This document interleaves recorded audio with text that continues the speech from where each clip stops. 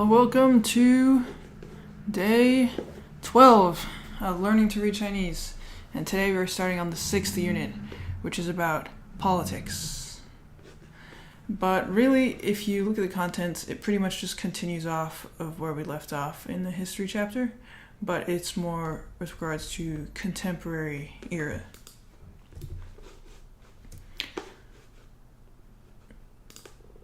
So starting with Zhong. Zhong is a character you are likely to recognize. Zhong is the Zhong in Zhongguo for China, which is the Middle Kingdom. It means center or middle, among, between, intermediate. And you can see, just from the shape of the character, it's a box and the line runs through the center of it, so pretty easy to remember. Zhong. Zhong is an alternate reading of the character, which means to fit exactly or to hit or be hit by. So like if you're shooting an arrow at a target and you hit the exact center, it'd be like, wow, 中了. Or also this is I think if you win a prize, like if you win the lottery or something like that, you would use this. I could be wrong about that. Hua. Hua. This is another word that's used for China or Chinese people. And they're called Huaren. And so Zhonghua. Zhonghua is used to refer to the country of China. Zhonghua Renmin共和国, right? People's Republic of China. And Hua also has meanings of magnificent and flashy and extravagant. Is also the name of a mountain, but that mountain, the name is pronounced Huashan. And then Hua. For flower, usually though, we use the one with the grass on top. Looks like the third one. Looks like that. But in really old texts, you might see them use this. Chu. This chu means in the beginning, or in the early part of. It refers to the first in order. So in a list of things, or in a sequence of things, the first one is chu. And it also refers to things that happened in the past, or before. This is like, Chuzhong is junior high and Gaozhong is senior high school. That's the same chu.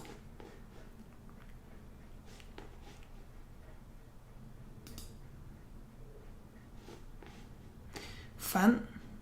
Fan means numerous or complicated. It also means to propagate. So this 中华出藩 Zhonghua Chufan refers to after the establishment of the new government, following all that stuff that happened last time with the end of the Qing dynasty and the British occupation and the revolution and the Kuomintang and the Communist Party and all those conflicts. Once the new nation, People's Republic of China, was established, was when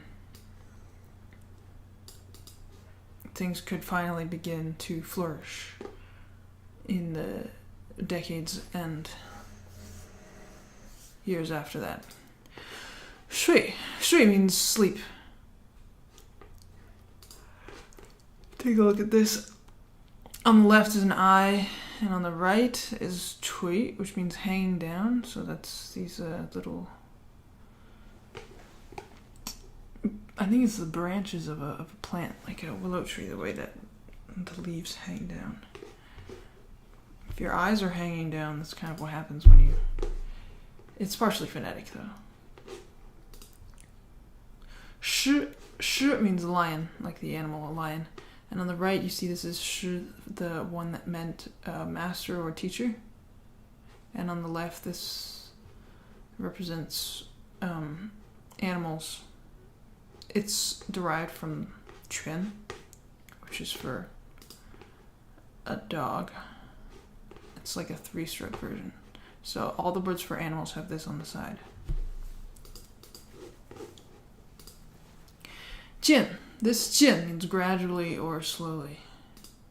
醒 means sober up or wake, to be clear-minded and to understand things. It also means to blow your nose. But in this context, we're talking about sobering up and waking up. And this on the right is 心, the word for star. On the left is for drink, like alcohol. So 睡师渐醒. This is referring to during those 200 years when China was really poor and backwards, and the government was poorly run, and the nation was not prosperous, and people were having a miserable time and not living well, and China's place in the world was really low at that time. Refer to the nation as a sleeping lion, because through all of history, like 5,000 years of history, China's always been one of, if not the single most advanced and most prosperous civilization in the world. So during that time when things were bad and China was really weak and poor, it was called a sleeping lion. So this is about the sleeping lion slowly wakes. This is going together, referring to the beginning of this new era in Chinese history. 九. This 九 is the fancy banknote sort of version of the number 9. And normally we use, looks like this. This is the one that you usually use for the number 9. But here this is a fancy version. 九. This 九, it's got homophone with the number 9, but it's actually, this refers to something for a long time or a certain duration of time. But in this context, they're using it for the year 1999. 季.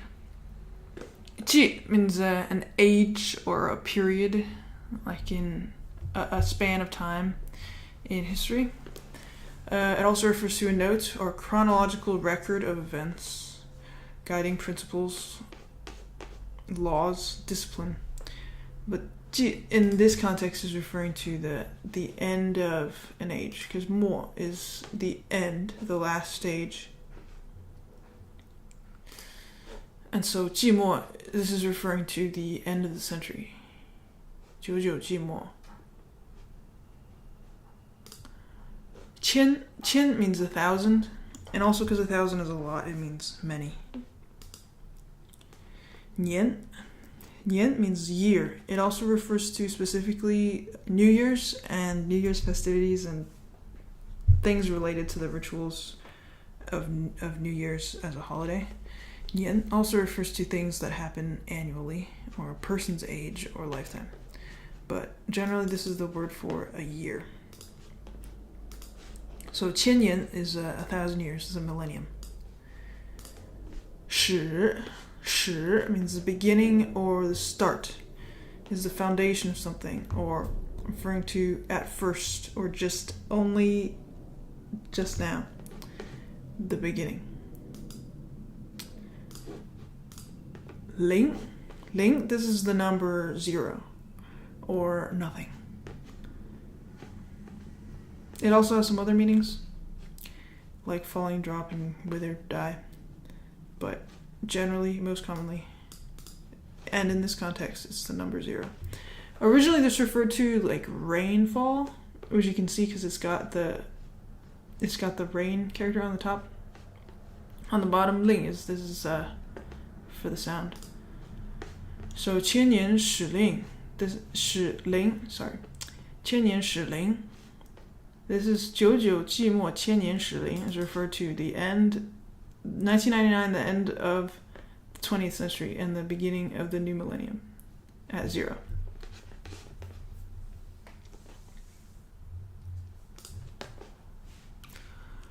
Hong.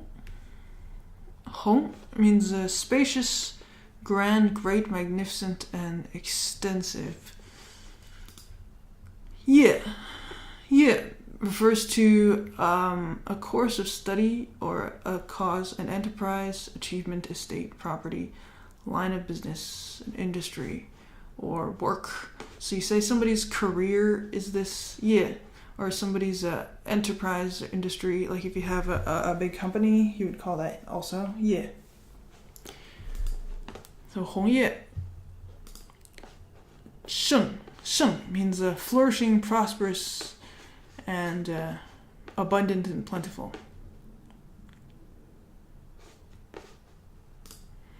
It's got an alternate reading. Cheng, which refers to holding grains in a vessel for ritual sacrifices. See this on the bottom. This is a box. On the top, cheng is for the sound. Chang. Chang also means flourishing. It refers to things that are light and great and fine. So this is about Hong Ye Sheng Chang, refers to the around the time of the turn of the millennium, when the economic policy revisions and when the Chinese economy really started focusing on establishing a stronger economy with a lot of manufacturing and business and trade and things. This refers to how prosperous and big and lively the industry became. Miao. Miao means beautiful and fine, marvelous and exquisite, but it also specifically refers to like ingenious and subtle, clever, special kind of thing that makes you think like, wow, I wouldn't have thought that. Something that's like really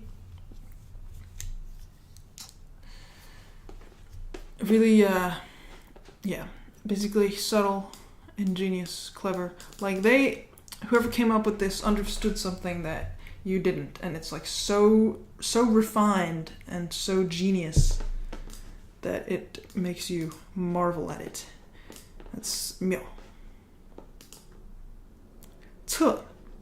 Ce refers to, originally it referred to, see this on the top is a bamboo, refers to this little thing on top. Originally this was a whip made out of bamboo. So from whip came the meaning of to instigate, because whips are used for driving animals and stuff. But now mostly ce refers to a tactical plan or a scheme or a document that lays out plans. Bing means to bestow on, give, or bear. It also refers to report.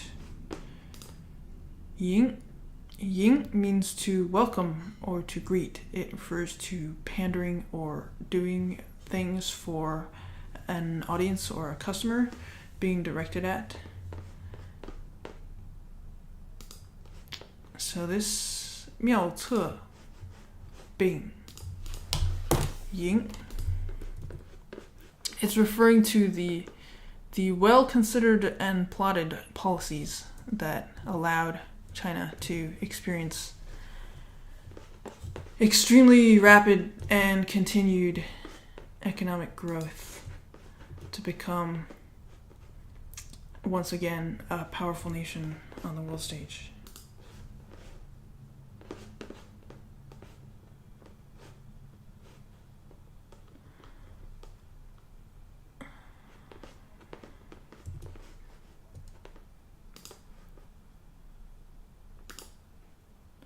Zuo is left, so like your left hand, and it also refers to the cardinal direction east, which is sort of different from the way in English we refer to left and right based on facing north. So we would call, like, you know how people sometimes call the West Coast, call it the left coast, because when we look at a map we have north up, so we think of things on the left as being west. But in Chinese, we talk about left and right as the directions when we're facing south. When we're facing south, east is on the left, so 左 it refers to the east. It also means left, also refers to, in politics, you know, you have the left and the right, where the left is like progressive, radical, liberal, that kind of thing. And the right is conservative. That's also used. 左 also refers to someone as an outsider or something that is odd or wrong or different.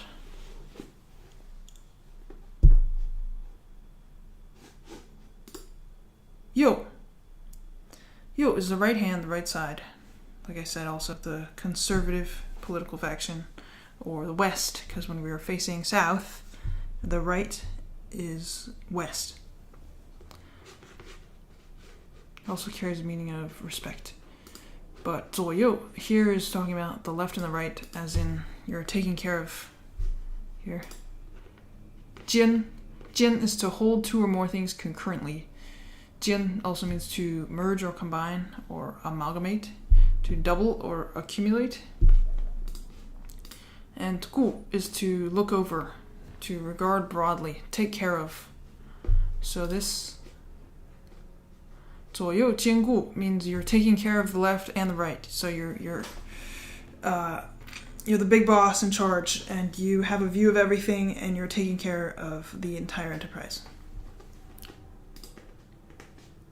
总 refers to governing or assuming overall responsibility. 总 is also what you call the chief or a general, or like a CEO is the chief officer of a company. 总 also means always or consistently. Like, oh, this happens every time. You use 总是. Like it always is.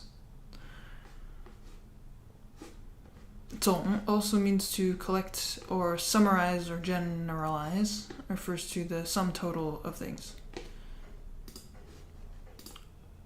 揽 means to monopolize or dominate. It also means to pick up and put on, to wield and take on.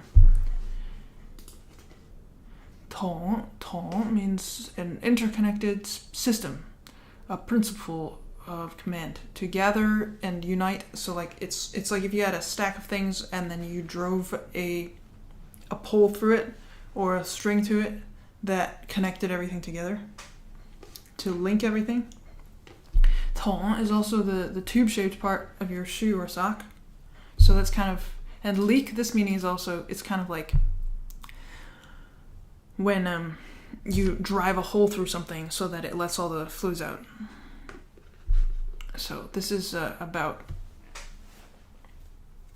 interconnecting and linking together. See, like 统一, the number 1, 统一 means united. 领, this is the collar or neckband of a shirt. And this is also used as a measure word when you're counting shirts, mats, screens, things like that. 领 also means the outline or a main point, and it refers to lead, guide, or administer. Like if you were to drag someone by the collar, that kind of idea. 领. So this 总揽统领 refers to, it's together with this, right? It has the similar sort of idea of the chiefs of the highest officials in the government and the chiefs of the industry.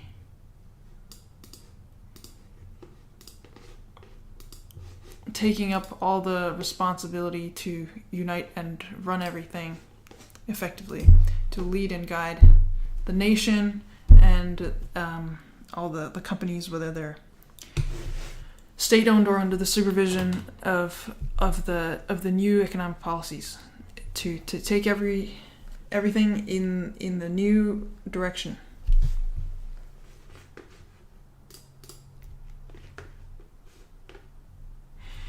Nay. Look at this. It's a little house, basically, like a covered gazebo awning sort of deal. So Nate means inside, internal, interior. Refers to also a room or a court or your internal organs. Mostly though, these are all kind of like extended meanings. Like 内心 is like the inside your heart, but it just means inside.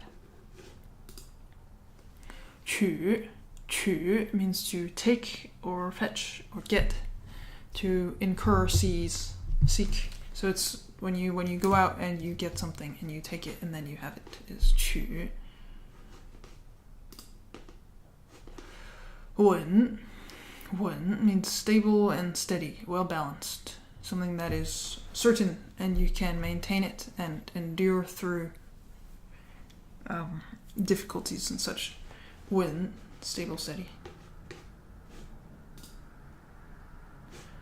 进 means to advance and to move forward, to enter into, to surpass, ascend. This is 进. So, 内取稳进.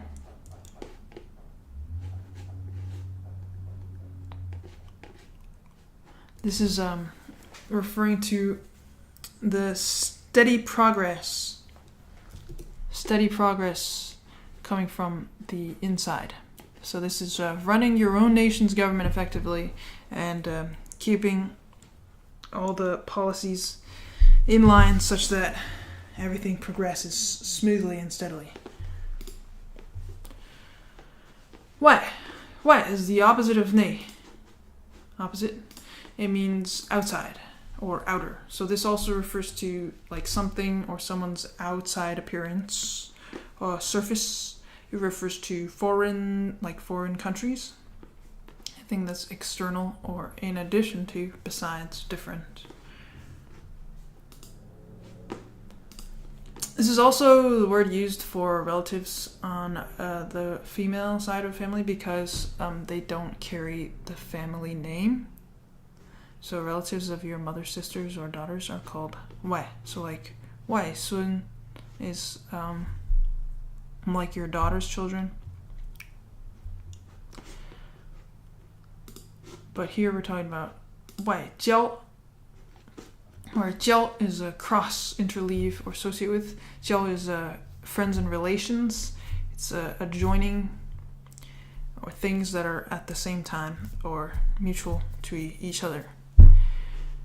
It also refers to having sex. Is 性交, like sexual relations, because this is related to the meaning of relations. And so here 外交 is referring to foreign relations, so the relations of your government with other countries' governments. 志 means it means record or annals. It also refers to will, frame of mind, or consciousness. Something that you keep in mind and you remember. 同 means the same, similar, or together with. It also has an alternate meaning of, this is only used in this one word, 胡同, which refers to like a small street or a neighborhood community.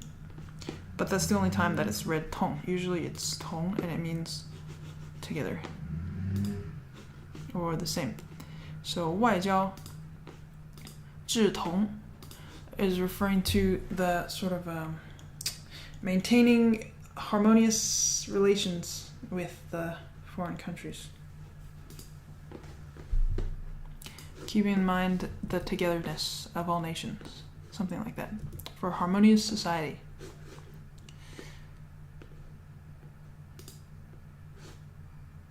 Jie, this is a word for stairs, like steps when you go from one level to another. It also refers to rank or stratum, a stage or a class. So stairs, like the literal stairs that you step on, and also like levels of something. Abstract. Ti means a ladder. So it's kind of similar. Low T is what you would call, because low is a building, so low T is what you would call the stairs between levels, floors on a building. Tizi is specifically a ladder, like with the two sides and the beams for steps. But jieti is often used as a compound word. Guo. This is very common. It means to go across, go beyond, or go over. That also includes not just physically traversing a distance, but also to go over like an idea or to go over a plan. Like if you, from start to finish, you inspect it carefully every step of the way. That's also called 过. It means pass through or pass by, pass over. It also refers to passing time or pass away, like when somebody dies, it uses euphemism. 过世, you would say. Exceed, it means to go beyond, or something to be more than. So if you say 过半 would be more than half, or past half. 过 also refers to a fault or mistake. That's another meaning of it. Together with the exceed and more than, it also refers to too much or excessive. You would use this as a modifier for an adjective. And it also modifies verbs into perfect tense. So you would say, I have eaten, you would say 我吃过了. And that 过 that you put after the verb means that you have done it.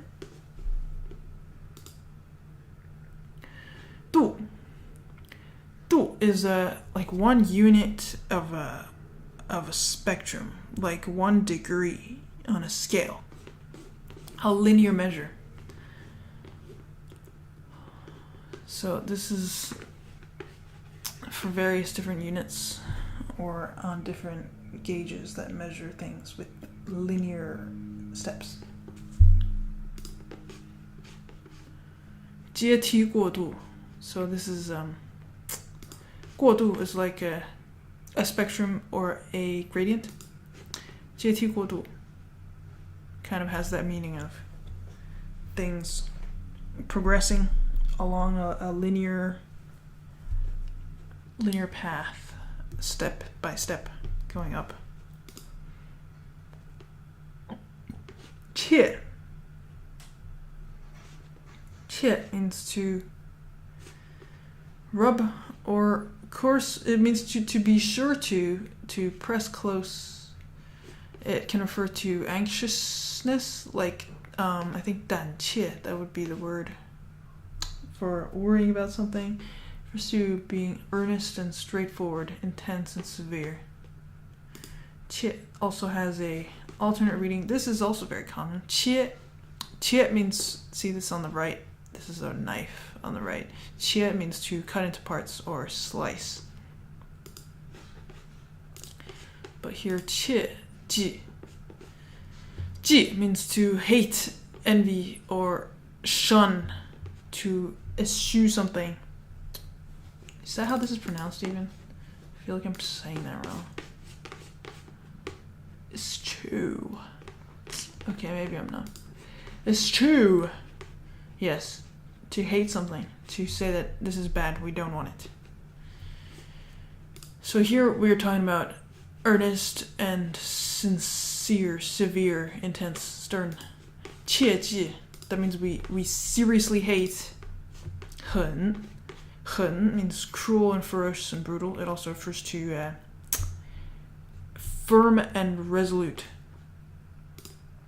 猛 is kind of similar. Fierce, ferocious, violent, and vigorous. It refers to suddenly, like if you are trying to jiggle something free and you use too much force and it comes out suddenly.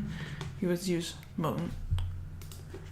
So here, 很猛, this kind of viciousness and brutality. This is referring to like the way that throughout history imperial powers have exploited weaker and poorer nations and been cruel to the disadvantaged and taking advantage of them in order to gain more power and to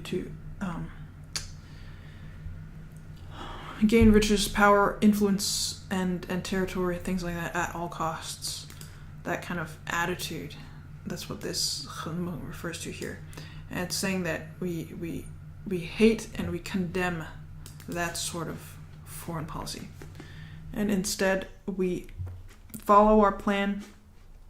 We follow our plan and we take the steps that it takes to maintain a steady progress with harmony with our international community and within our own nation, with our people.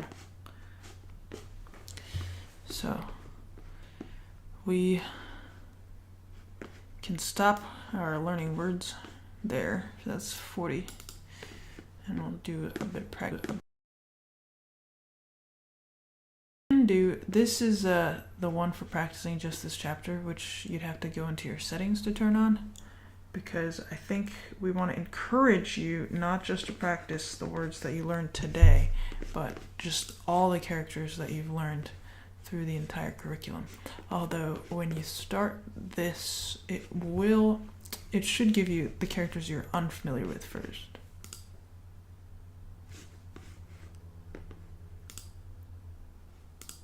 桶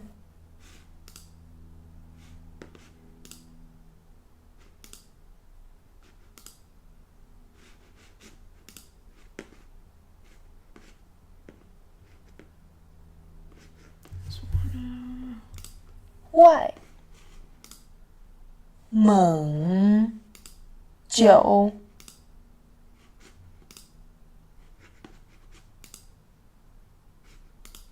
总 花 赢 快 饼 侧 交 妙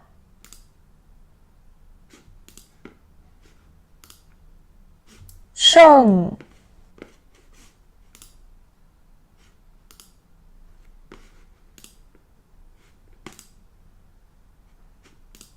切 画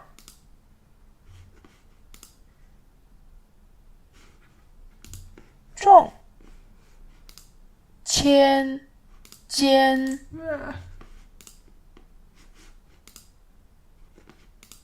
记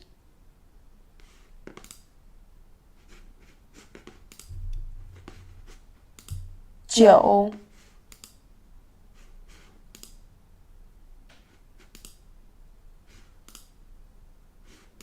出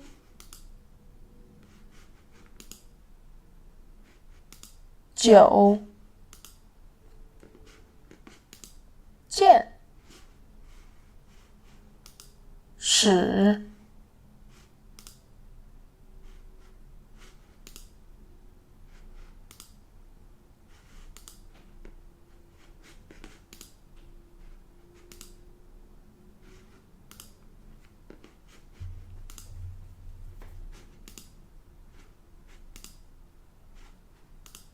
长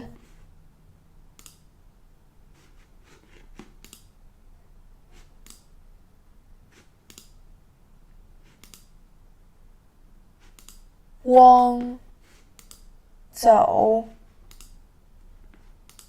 杀 没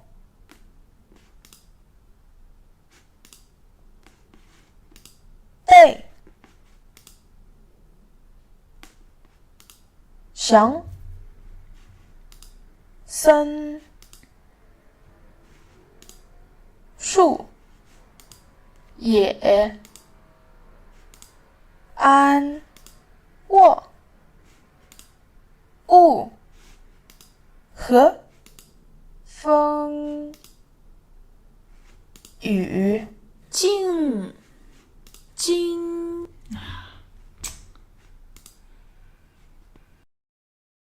前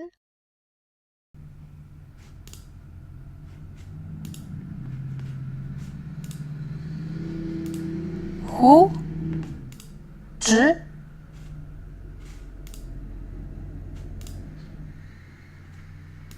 山红田远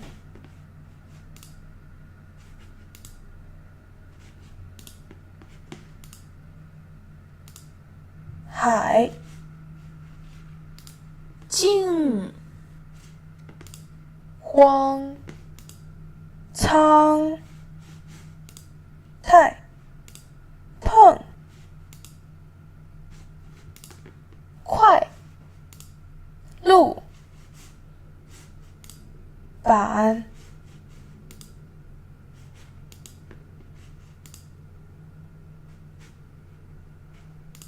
阳广滩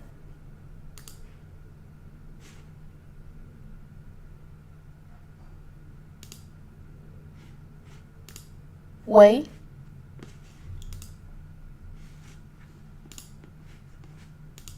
张气浓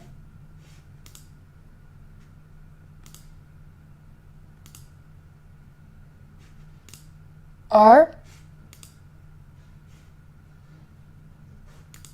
阳行分显上注到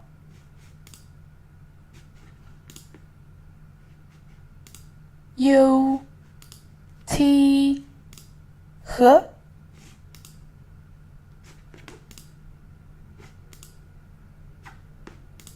体宁微以能经聚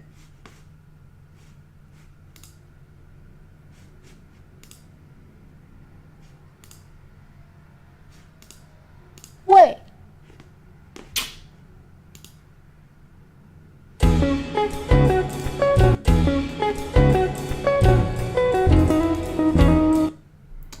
Shuts off though as soon as you leave.